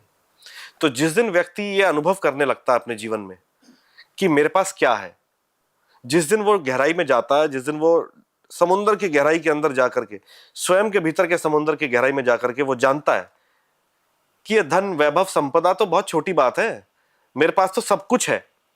ये स्वयं व्यक्ति पूरा ब्रह्मांड है। I am the universe. मैं ही स्वयं इस संपूर्ण ब्रह्मांड को अपने भीतर समेटे बैठा हूं। जिस दिन ये जागृति होती है उस दिन पूरा जीवन रूपांतरित हो जाता है, उस दिन जीवन पूरा आंदोलित हो जाता है और उस दिन जीवन में क्रांति आ जाती है। बहुत खूब। मुझे लगता है कि बहुत ही दर्शकों को आपने एक्टिव कर दिया और मुझे लगता है कि बहुत सारे लोग, मैं भी और बहुत सारे लोग इस बात पर भी मंथन करेंगे, समझेंगे कि अपने सीप के मोती तक कैसे पहुंचा जाए। मैं भी यही समझता हूं कि हम जैसे मैंने अपने एक प्रोग्राम में बोला था कि हमें रहने के लिए एक अच्छा घर चाहिए, चलने के लिए एक अच्छी लग्जरी गाड़ी चाहिए, पहनने के लिए कपड़े चाहिए और ये सब चीज़ें हमें कम समय में मिल गए। हमारा व्यापार, रनिंग इनकम बहुत अच्छी चल रही है या हमारी जॉब प्रोफाइल बहुत अच्छा है, बहुत अच्छी, सब कुछ अच्छा चल रहा है और हमने सब अचीव कर लिया जो हमें नॉर्मल रूटीन लाइफ के लिए चाहिए था। अब उसके बाद भी अगर एक्स्ट्रा पैसा आने लगे, जैसे बहुत सारे ब्यूरोक्रेट्स हैं, बहुत सारे मिनिस्टर हैं, बहुत सारे नेता हैं, बहुत सारे क्रिमिनल्स हैं, बहुत सारे आज ऐसे बुकीज हैं जो मैच फिक्सिंग या उसका काम करते हैं, जो पैसे का, या जो बहुत सारे ऐसे लोग हैं जो इंटरेस्ट का काम करते हैं, या बहुत सारे ऐसे भी लोग हैं जो गलत नशा बेच रहे हैं, वो बहुत सारा पैसा शायद कमा रहे होंगे। लेकिन जब आपने सब चीजें अचीव कर ली तो उस पैसे को, अब जो पैसा आ रहा है उसका क्या करोगे? उस पैसे को आप तहखाना बनाओगे, उसमें दबाने लगोगे, है ना? उसका गोल्ड खरीद के रख लोगे, उसको भी दबाओगे कहीं पे। आप प्लॉट खरीदते जाओगे, प्रॉपर्टियां बनाते जाओगे, बहुत सारी प्रॉपर्टियां बना लोगे। अब जैसे मैंने जनरली एक इंसान को पूछा एक घर में, उसने मुझे घर दिखाया, बहुत सुंदर घर, कम से कम 5-6 एकड़ में घर बना हुआ। जैसे मैंने बताया था, पूना में एक हमारे क्लाइंट हैं संजय घोड़ावत, कोल्हापुर में। मैं आपको बताऊं कि मैं पूना से, उनकी वाइफ हमें पिक करने आई थी, वो कोल्हापुर लेके गई। वैसे तो वो जयसिंहपुर के रहने वाले हैं संजय घोड़ावत। उनका अभी तो बहुत चैरिटी भी करते हैं वो, और कई उनके ब्लड बैंक उन्होंने फ्री सेवा की हुई है, और उनका स्टार पान मसाला भी आता था, स्टार के नाम से। तो उनका घर मैंने जब मैं वास्तु विजिट करने गया तो उनका सोचो 200-250 एकड़ में घर बना हुआ था कि मैंने आज तक अपने जीवन में इतनी गाड़ियां एक घर में नहीं देखी। उनके यहाँ पे कम से कम 100, 150, 200 गाड़ियां होंगी। लेकिन भगवान जब जीवन में कष्ट देता है ना, तो वो सारे सुख आपके खत्म हो जाते हैं। तो मैं एक चीज उनको भी पूछी और भी बहुत सारे लोगों को मैं पूछता हूं कि ये जो घर दिखाते हैं, तारीफ करते हैं, मैं पूछता हूं ये घर किसका है? वो कहते हैं मेरा है। और मैं कहता हूं ये शरीर किसका है? उनके पास इसका जवाब नहीं होता, क्योंकि कहते शरीर तो मेरा है। मैं कहता हूं नहीं, ये तो आपको 80 साल के लिए लीज पर मिला है, 70 साल के लिए लीज पे मिला है। 120 साल से ज्यादा एज एस्ट्रोलॉजी भी नहीं मानती। एस्ट्रोलॉजी में अगर जो दशाएं हैं वो 120 साल की प्रोडक्ट होती हैं, उसके बाद तो वो भी नहीं है। 120 साल की एज को 120 साल की एज को आप लोगों ने अपनी कर्म ट्रैक से, कर्मा से, अपने नेचर से, बिहेवियर से, अपनी पापपूर्ण प्रवृत्तियों से, अपने दुराचार से, अपनी गलत गतिविधियों से, अपने अंदर द्वेष भावना से, अपने अंदर ईर्ष्या ग्लानि से कितने में कन्वर्ट कर लिया? 60 साल में, 40 साल में, 70 साल में। अभी 50, 40 और 50 साल की एज में, 50 और 60 साल की एज में कितने लोगों को हार्ट अटैक हुए? उन्होंने प्लानिंग तो कर रखी थी, पता नहीं कब कब की, लेकिन तो मैं ये कहता हूं कि ये मेरा है, ये मेरा है, ये मेरा है। मैं कहता हूं ये शरीर भी तेरा नहीं, ये भी तुझे लीज पे मिला, ये छोड़ के जाना है। ये एक भ्रम है, ये भ्रम है। और जब जाएगा तो तुझे दोबारा जन्म इस प्रॉपर्टी के मालिक के रूप में नहीं मिलेगा। जन्म तुझे तेरे कर्मों के आधार पर मिलेगा। जो तेरे कर्म ट्रैक हैं उसके आधार पर भगवान तुझे अंबानी के घर में भेजेगा, अडानी के घर में भेजेगा, तुझे ड्राइवर के घर में भेजेगा, तुझे फुटपाथ पे जन्म देगा। ये तेरे कर्मों के हिसाब के आधार पर होगा। तो मैं कहता हूं कि जब भगवान ने जब आपको इतना सब कुछ दिया ना, तो एक समय समझ जाना चाहिए, संभल जाना चाहिए। जिंदगी के अंत तक अगर पाप करते रहोगे ना, तो अगला जन्म फुटपाथ पे ही मिलने वाला है कि किसी औरत ने आपको किसी के जगह से उठा के ले लिया होगा। मैंने कई बार ऐसे भी देखे हैं शिवम जी, फुटपाथ के अंदर, फुटपाथ पे जो चौराहे बने होते हैं, इसमें छोटे छोटे बच्चे किराए पे लेडीज देती हैं। आप देखोगे ये जो मजदूर होते हैं जो कंस्ट्रक्शन कर रहे हैं, बिल्डिंगें बना रहे हैं, तो वो अपने बच्चों को ऐसी औरतों को किराए पे देती हैं जो जो औरतें भीख मांगती हैं। अपने बच्चे को, एक बच्चे को गोद में लेके दूध की खाली बोतल, और आप पैसे दे दो, आप 100 रुपए दे दो, 500 रुपए दे दो, फिर वो आगे गाड़ी पे चली जाएगी। तो इसका मतलब तो कितने भी पैसे आ जाए, उसका सुख तो उसकी किस्मत में है अंत ही नहीं है पैसे का, भूख अंत नहीं है। भूख जो है वो पैसे की है। तो मेरा ये कहना है कि इंसान सबसे पहले तो अपना अंतर ज्ञान करे, अपनी अंतरात्मा को समझे। अगर उसने अपने आप को समझ लिया ना, तो उसने दुनिया पर विजय पा ली। बट बहुत मुश्किल है, लेकिन फिर भी आप इस रास्ते पर निकले हो, बहुत सरल तो भी है। मैं भी अभी यही कहने वाला था, निकले हो तो मंजिलें फिर दूर नहीं है, मंजिलें फिर दूर नहीं है। मैं अकेला ही चला था काबिले मंजिल, मगर लोग मिलते गए, कारवां बनता गया। तो कब आपके साथ एक के साथ दो, जैसे मैंने अपने एक प्रोग्राम में बोला था कि एक बीज को कोई समझता नहीं है, एक बीज की ताकत को कोई नहीं जानता। लेकिन एक उदाहरण देता हूं फिर भी, कि एक बीज को जब आप बीज जमीन में बोते हैं ना, तो उससे एक पौधे से वृक्ष तैयार होता है, और उस वृक्ष पे जो फल लगते हैं, उन फलों से जो बीज तैयार होते हैं, उनको आप काउंट नहीं कर सकते। फिर उनको बोते हैं, उनसे बीज डेवलप होते हैं, फिर उनको बोते हैं, उनसे बीज। तो ये ऐसा ही है जैसे बिल्कुल आसमान में तारे। और ये बीज जो है ना, ये ही कर्म है। हाँ। इसको अगर हम ऐसे एनालॉजी समझें कि अगर अच्छा कर्म अगर हम करते हैं तो उससे पेड़ बनता है, और उस पेड़ पे जो फल लगते हैं उन अच्छे कर्मों के, वो बहुत मीठे होते बहुत मीठे होते हैं। मैं तो कहता हूँ बहुत बार कि बीज बबूल का बोए तो आम कहाँ से खाए। अगर आम का रस चखना है, आम का फल खाना है, तो आम का ही पौधा लगाना पड़ेगा। हैं। बिल्कुल। तो बहुत ही अच्छी मुझे खुशी मिली। अब मैंने आपकी, देखो आपकी जर्नी तो मैंने अभी आपके माध्यम से सुनी, पर मैं, जैसे कि मैंने आपकी डेट ऑफ बर्थ ली थी, कि इसको एस्ट्रोलॉजी के साथ भी हम थोड़ा सा समझने की कोशिश करते हैं कि आपके जन्म के पीछे ईश्वर का उद्देश्य क्या है। ये मैं आपको भी बता, आपको तो खैर पता ही होगा, आपने तो सब चीज़ों पे विजय पाई हुई है। आपका धनु लगन में जन्म हुआ है और मैं आपका योग देख रहा हूं। योग है आपका वज्र योग। तो ये तो मैं आपको बता देता हूं, आप हारने वाले तो कभी नहीं हो। आप अपनी जिंदगी के 80वें वर्ष में, 94वें वर्ष में भी मेहनत कर रहे होंगे। आप लोगों को ज्ञान दे रहे होंगे। शुक्ल पक्ष में और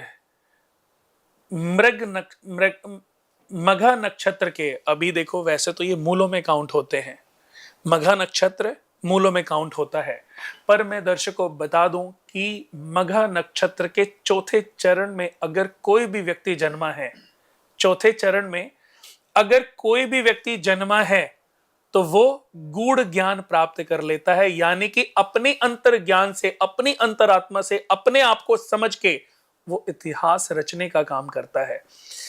अनुराधा नक्षत्र का तीसरा चरण, मघा नक्षत्र का चौथा चरण, पुष्य नक्षत्र का तीसरा और चौथा चरण, ऐसे बहुत सारे नक्षत्रों के चरणों पर भी मैंने बड़ी स्टडी की है और मैंने व्यक्ति के जीवन को समझा भी है, क्योंकि मेरी खोज भी यही रहती है। मैं भी समझना चाहता हूं और समझाना चाहता हूं, लोगों से उनकी लाइफ को समझता हूं और लोगों से ही उनको समझाने का कार्य करता हूं।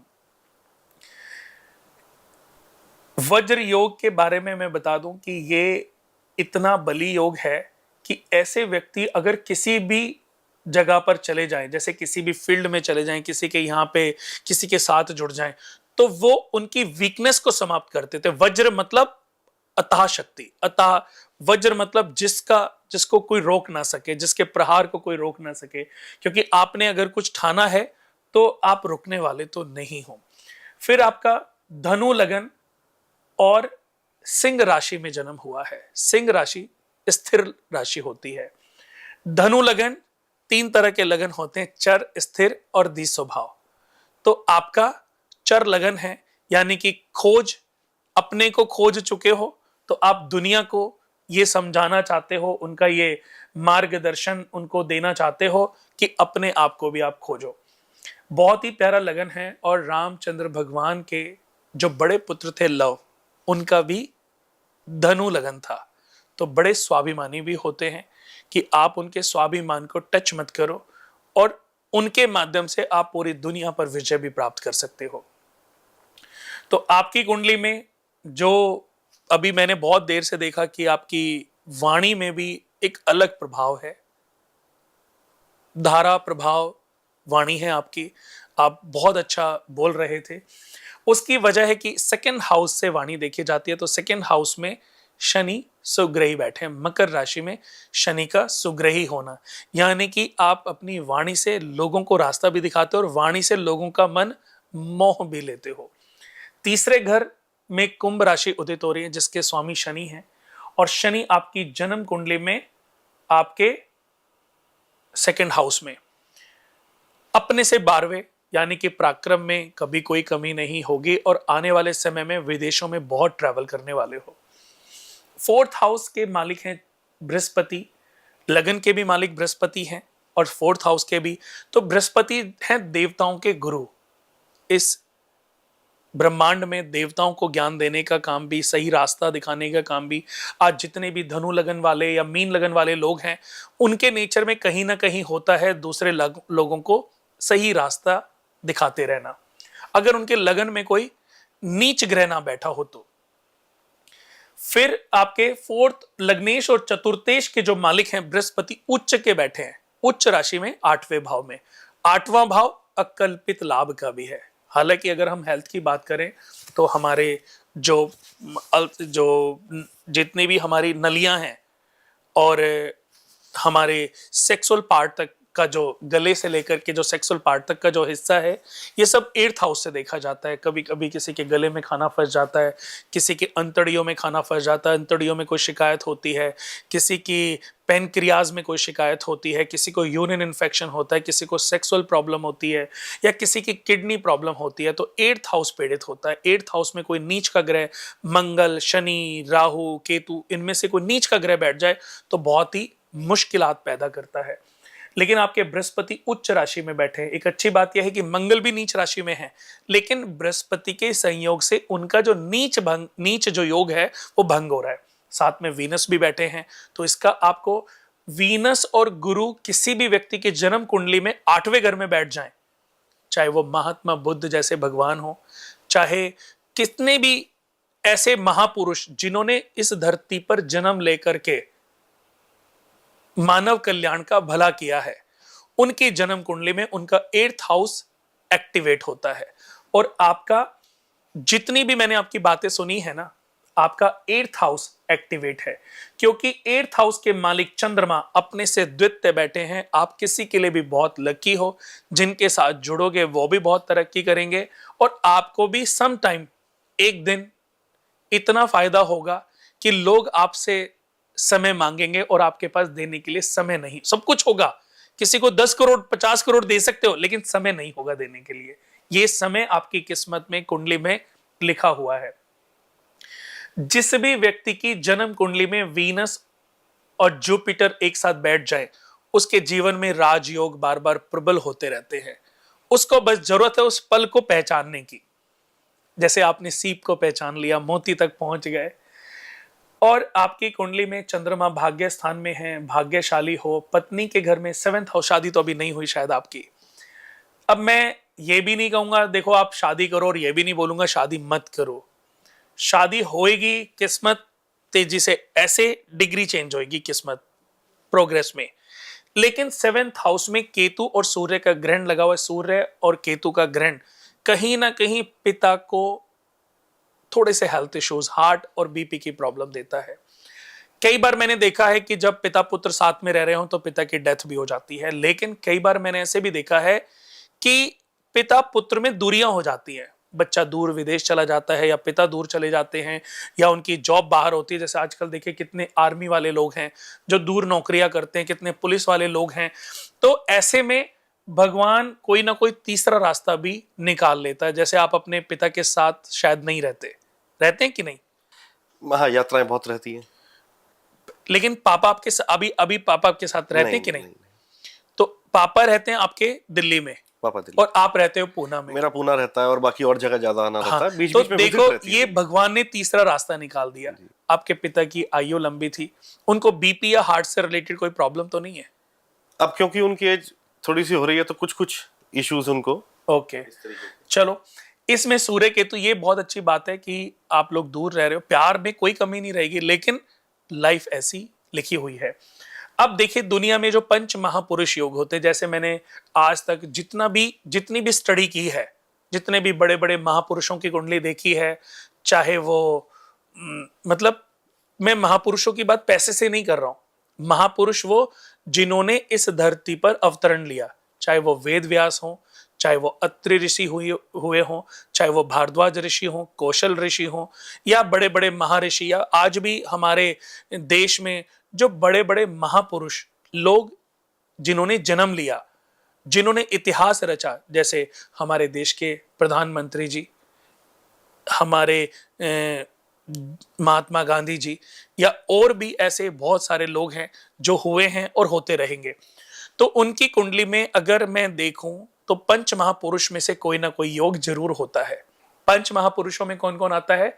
सबसे पहले नंबर पे आता है भद्र महापुरुष योग, जो मरकरी से देखा जाता है। जिस भी व्यक्ति की जन्म कुंडली में मरकरी, बुध केंद्र में उच्च राशि में सुग्रही हो तो भद्र महापुरुष योग बनता है, यानी कि ये सबसे पहला राजयोग है। दूसरा हंस महापुरुष योग, जो जुपिटर से बनता है, उच्च राशि में या शुभ राशि में होने के बाद केंद्र में। लग्नेश, चतुर्थेश, सप्तमेश और दशमेश में। उसके बाद तीसरा मालव्य महापुरुष योग, चौथा शश महापुरुष योग, पांचवा रोचक महापुरुष योग। रोचक महापुरुष योग मंगल से बनता है, शश महापुरुष योग शनि से बनता है, मालव्य महापुरुष योग शुक्र से बनता है, हंस महापुरुष योग बृहस्पति से बनता है और भद्र महापुरुष योग बुध से बनता है। इन पांचों ग्रहों का केंद्र में सुग्रही या उच्च राशि में होना इन योगों को प्रबल करता है। और जिस व्यक्ति की कुंडली में महापुरुष योगों में से कोई भी योग हो तो ऐसा व्यक्ति अपने जीवन में कुछ तो अलग करता है, कुछ तो ऐसा करता है। यूं ही कोई महापुरुष नहीं बनता, यूं ही कोई महात्मा बुद्ध नहीं बनता, यूं ही कोई हमारे देश के जो प्राइम मिनिस्टर हैं जिनका ये तीसरा सत्र है, ऐसे ही कोई प्राइम मिनिस्टर नहीं बनता। इतिहास है ये भी। तो ये दोस्तों महापुरुष योग होते हैं। आपकी कुंडली में ये योग बना हुआ है 7th हाउस में, लेकिन सबसे बड़ा राजयोग भी आपके 7th हाउस में बना हुआ। आप अपने भागीदार के लिए, अपने साथ काम करने वाले लोगों के लिए, आप जिनके साथ रहेंगे, जो आपके साथ रहेंगे, उनके लिए आप बहुत लकी हो। तो आपकी कुंडली मैंने देखी, कुंडली तो आपकी बहुत ही अद्भुत है। और अभी जो आपके ऊपर दशा चल रही है वो चल रही है चंद्रमा की।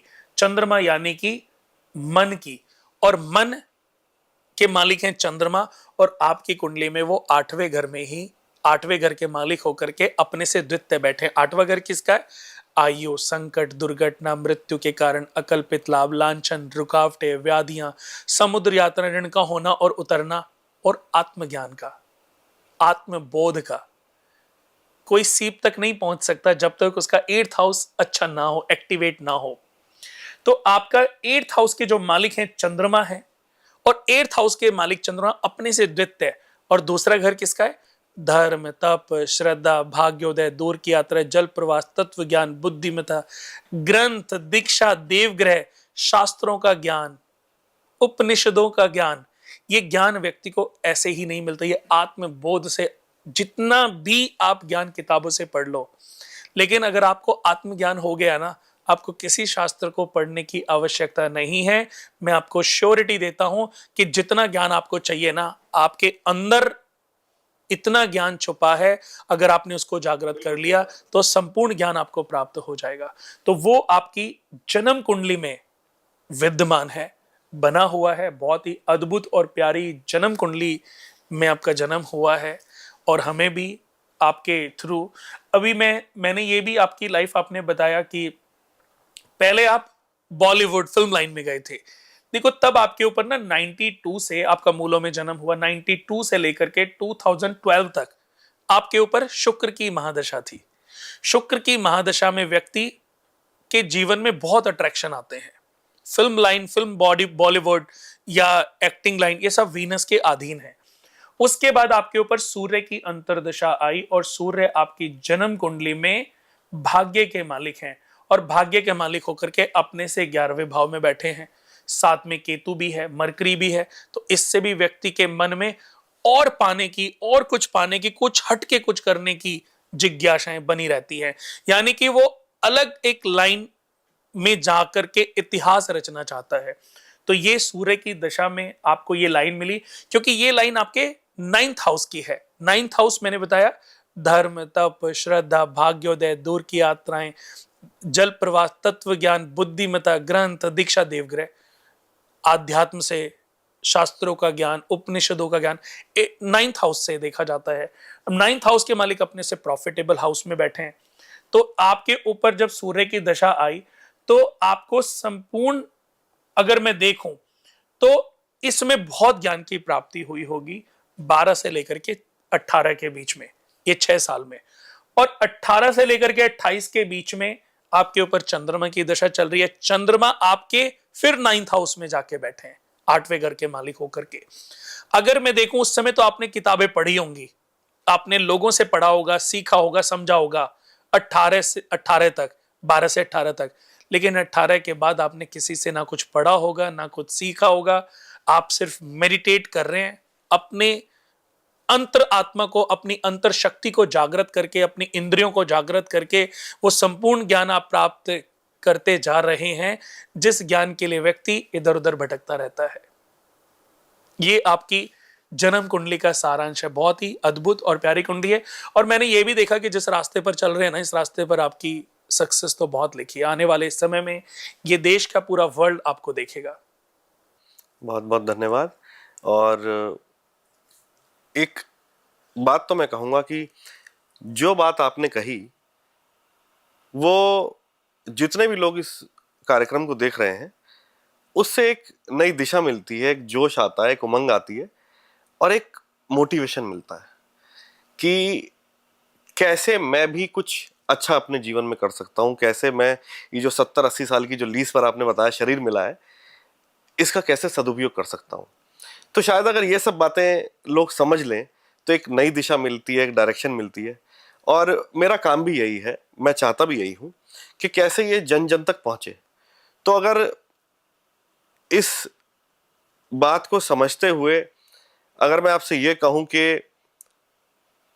इस मंच का भी मैं धन्यवाद दूंगा, आपका भी बहुत धन्यवाद दूंगा कि ये मंच एक भागीदार बना, एक अपॉर्चुनिटी बनी, एक प्लेटफॉर्म बना कि जहां पर मैं अपनी बात को रख पा रहा हूं और ये बात बहुत सारे लोग सुन पा रहे हैं, श्रोतागण।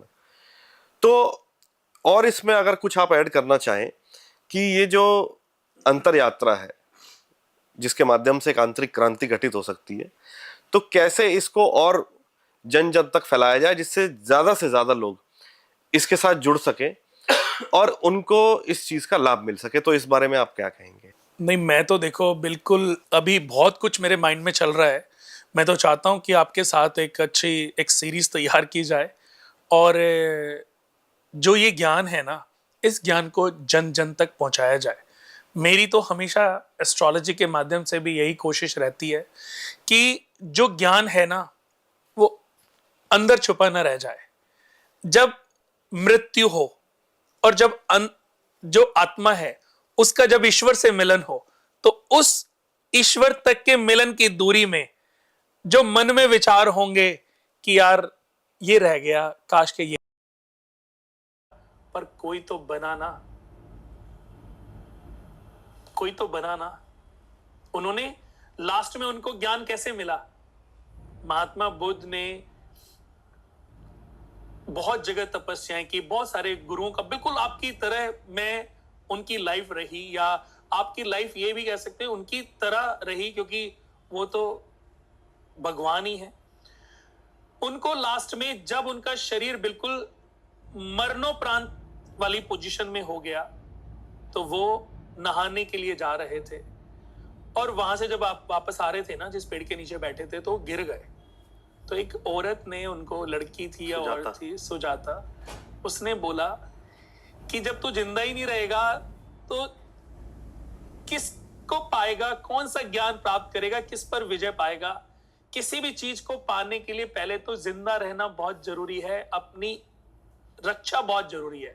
शरीर में तेरे कुछ जाएगा तभी तो ये शरीर रहेगा। वो निरंजना नदी इतनी पतली सी एक नाले के जैसी नदी है, उस तक को पार नहीं कर पाए। हाँ। और वहीं से जब सुजाता उनको मिली तो वहां से बोध आया कि जो वीणा के तार हैं, इनको अगर ढीला छोड़ दिया तो वीणा बज नहीं पाएगी, और वीणा के तारों को ज्यादा कस दिया तो तार टूट जाएंगे। सही संतुलन, वहां से संतुलन आया। यहीं से आज उनको हम महात्मा बुद्ध के नाम से जानते हैं। तो दोस्तों, सिर्फ आत्मबोध की आवश्यकता है। ज्योतिष में हमने एक जन्म कुंडली लिखी है जिसका नाम है कर्म कुंडली। हमने कर्म कुंडली को लिखने का उद्देश्य भी हमारा यही था कि हम कर्म ट्रैक का ज्ञान दुनिया को दे सके। हमारे जन्म के पीछे ईश्वर का एक उद्देश्य है, और उस उद्देश्य से जब हम भटक जाए ना, तो एस्ट्रोलॉजी एक सपोर्ट सहायक है। बट मैं ये नहीं कह रहा हूं, देखो ये शास्त्र जो हमारे ऋषि मुनियों ने, जितने भी हमारे बड़े ऋषि मुनि हुए हैं, भृगु ऋषि, पराशर ऋषि, वेद व्यास ऋषि, सभी इन्होंने इस पर अपने अपने शास्त्रों का लिखा है, अपने अपने उन्होंने कुछ ना कुछ किताबें लिखी हैं। हाँ, नॉलेजेबल है। बट मैं कहता हूं ये कलयुग चल रहा है, आज भटकाव बहुत ज्यादा है। तो मेरा ये मानना है, मेरा ये कहना है, मेरा ये समझाना है कि दोस्तों, सबसे पहले आप अपने आप को पहचानो। जब सही समय आएगा ना, आपका विश्वास भगवान के ऊपर से कम नहीं होना चाहिए। जब समय आएगा ना, घर बैठे जो बेस्ट होएगा ना एस्ट्रोलॉजर, अगर किसी पंडित से एस्ट्रोलॉजर से ही आपकी किस्मत बदलनी लिखी है ना, तो भगवान खुद आपके घर पे उसको भेजेगा और आपकी किस्मत को लिख देगा। ऐसे बहुत सारे लोग मुझे मिले कि जिनसे मिलना मेरी नियति नहीं थी, पर भगवान ने डिसाइड किया हम मिले, और मिलने के बाद उन्होंने जीवन में वो सब कुछ पाया जिनकी कभी उन्होंने कल्पना भी नहीं की थी। तो समय का सिर्फ हमें इंतजार करना है। अपने कर्म ट्रैक पर ध्यान दीजिए, भगवान में विश्वास रखिए, माता पिता से प्यार रखिए, उनकी सेवा कीजिए, अपने गुरुजनों का आदर सत्कार कीजिए, जीव जंतुओं के प्रति आपके अंदर दया भाव होना चाहिए, गरीबों का आदर सत्कार करते रहो, उनकी दुआएं लेते रहो। आपका समय आने से पहले ठीक हो जाएगा, ये मैं आपको गारंटी देता हूं। भले ही आपके ऊपर 7.5 है, भले ही आपके ऊपर राहु की दशा है, भले ही आपके ऊपर विष योग बना है, भले ही कोई भी, अगर सही ज्ञान, सही पूजा, सही एस्ट्रोलॉजर से किस्मत बदलेगी ना, तो समय से पहले वो आपके घर पे बैठा मिलेगा और आपके उपाय कराकर आपको उस पार लेकर चला जाएगा। अच्छा, मैं चाहता हूं, क्योंकि ये तो बातें ऐसी हैं कि खत्म नहीं हो सकती, लेकिन आने वाले समय में इस पर हम एक बार विचार करेंगे और कुछ ऐसी सीरीज बनाएंगे कि समय समय पर हम अपने जो दर्शक हैं, अपने जो मित्र हैं, दोस्त हैं, उनको हम देते रहें। मैं चाहूंगा कि चलते चलते कोई ऐसी टिप्स दो कि लोग इस टिप्स के माध्यम से अपनी जीवन शैली को थोड़ा ठीक कर सके। मैं तो ये मानता हूँ कि सुबह उठकर कुछ भी काम ना करें। आजकल एक आदत है कि फोन उठा करके सबसे पहले व्हाट्सएप चेक करना, गुड मॉर्निंग, बहुत सारे देखो, आप जो भी बोलने वाले हो ना, मैं करने वाला हूं। हालांकि मैं क्योंकि ये आदत तो मेरी भी है। पर ये बहुत एक छोटा सा नुस्खा है जी। मैं ये कहता हूँ कोई भी चीज को जबरदस्ती मत करो। एक संकल्प लिया जाए 21 दिन का और उसको करके देखें, क्योंकि 21 दिन के अंदर हमारे जो ब्रेन है उसकी हैबिट चेंज हो जाती है। उठे, फोन वगैरह बिल्कुल ना देखें। उठने के बाद आंखें बंद करके अपने ही बिस्तर पे बिल्कुल शांत भाव से बैठ जाए 10 मिनट के लिए। किसी प्रकार का कोई विचार ना हो, बिल्कुल शरीर और आत्मा और मस्तिष्क बिल्कुल शांत होता है। उस शांति के साथ थोड़ा सा समय बिताएं, फिर अपने काम पर जहां भी जाना है आप जाएं। रात को सोने से पहले अपने बिस्तर पर लेटे लेटे या बैठे बैठे जो सुबह से शाम तक की दिनचर्या रही है, बिल्कुल उसको एक एक इवेंट के जैसा देखते रहना है। धीरे धीरे 21वें दिन जब आप देखेंगे, 22वें दिन एक चेंज आएगा। उस चेंज को मैं नहीं बताऊंगा, मैं जानना चाहूंगा कि वो चेंज क्या आया। आप मुझे बताइए। एक्चुअली तो मैं भी कितनी बार अपने कितने एपिसोड में मैंने बोला है कि जब सुबह आप उठते हो तो अपने बिस्तर पर ही बैठ जाओ, 21 पूरब की तरफ मुंह करके बैठ जाओ। चलो, इससे थोड़ी सी अट्रैक्शन, पॉजिटिविटी आती है कि पॉजिटिव साइन है ईस्ट, सूर्य का उदय हो रहा है। हाँ, 21 बार गायत्री मंत्र का जाप करो बिस्तर पर ही बैठ के। 21 बार गायत्री मंत्र का जाप करो। धरती माता को 3 बार चरण स्पर्श करके सीधा पांव जमीन पे रखो और बैठ करके, ये आपके हाथ के पोरवे हैं, कराग्रे वस्ते लक्ष्मी, कर मध्य सरस्वती, कर मूले तु गोविंदा, और अपने मुख पे प्रभाते कर दर्शनम, और उठ के सीधा अपने माता पिता के चरणों को स्पर्श करो, उनको पानी पिलाओ। और ये मैं बताता हूं, और आपने भी देखो ऐसा ही बताया कि सबसे पहले कि आप रात को सोने से पहले, मैंने कई बार बोली है ये बात, बट मैंने डिफरेंट वे में बोली है। मैंने बोला है कि आप जो पूरे दिन में करते हो ना, उसके बारे में सोचो, उसको जानो, आपने क्या सही और क्या गलत किया है। अगर आपको लगता है कि ये गलत किया है तो उसको ठीक करने की कोशिश करो, दोबारा रिपीट ना करने की कोशिश करो, जो अच्छा किया है उसको बढ़ाने की कोशिश करो। एक्चुअली ये बात जो है, जब मैं आजकल के यूथ से इंटरेक्ट करता हूँ ना, तो मेरी लैंग्वेज चेंज हो गई बोलने की। अब जैसे अगर मैं उनको सुबह उठकर बोलता हूँ कि इस मंत्र का जाप करो, इस दिशा में करो, तो उनके बहुत सारे प्रश्न आ जाते हैं और वो बात वहीं पे खत्म हो जाती है। हाँ। अगर मैं उनको बोलूंगा रात को सही और गलत क्या किया, तो वो कहेंगे कि हम तो सब सही करते हैं। तो इसलिए मैंने उस विधि को और इतना आसान कर दिया कि तुम कुछ भी मत करो, तुम बस देखने लग जाओ। तो शायद हो सकता है कोई एक ऐसा क्षण आए जिसमें देखने में उनको पता लग जाए कि ये ठीक था और ये गलत था। बहुत बढ़िया। ताकि अगर पहले ही मैं बात कर दूंगा तो वो बात वहीं पे समाप्त ना हो जाए। इसलिए मैं उन्हीं को अपॉर्चुनिटी देता हूँ कि ठीक है, तुमने अच्छा, अभी आपने यही तो बोला 21वें दिन आप बताओगे क्या चेंज आया। बिल्कुल, क्योंकि मैं ये चाहता ही नहीं कि मैं अपना ज्ञान ना किसी के ऊपर थोपूं। मैं कहता हूँ तुम एक्सपेरिमेंट करो और जानो और देखो। अगर तुमको कुछ फायदा हो रहा तो तुम मुझे बताओगे कि मैंने सही और गलत को जाना। तो शायद हो सकता है इसी से कुछ जागृति आ जाए। बहुत बहुत मजा आया, अच्छा लगा आपके साथ। मुझे भी बहुत अच्छा लगा, बहुत आनंद हुआ। और आगे भी भगवान ने चाहा, ईश्वर ने चाहा तो हम मिलते रहेंगे और कुछ नया करेंगे। तो दर्शकों, जैसा कि हमारा आज का ये पॉडकास्ट, मुझे तो बहुत मजा आया और मुझे लगता है कि आपको भी बहुत अच्छा लगा होगा।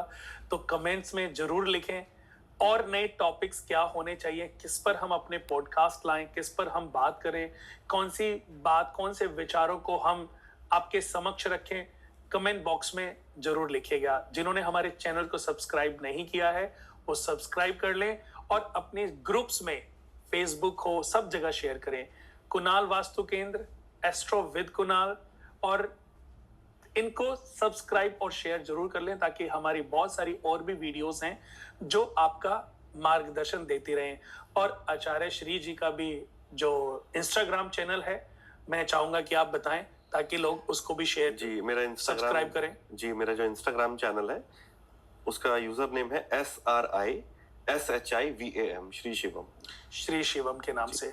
तो श्री शिवम के नाम से आप इनको इंस्टाग्राम पे फॉलो कर सकते हैं, यूट्यूब पे सब्सक्राइब कर सकते हैं ताकि इनकी और भी बहुत सारी वीडियोस हैं, आप देख सकते हैं किस तरीके से लोगों को, बच्चों को ये हैंडल करते हैं और 100% छोड़ो 200% जीना सिखाते हैं।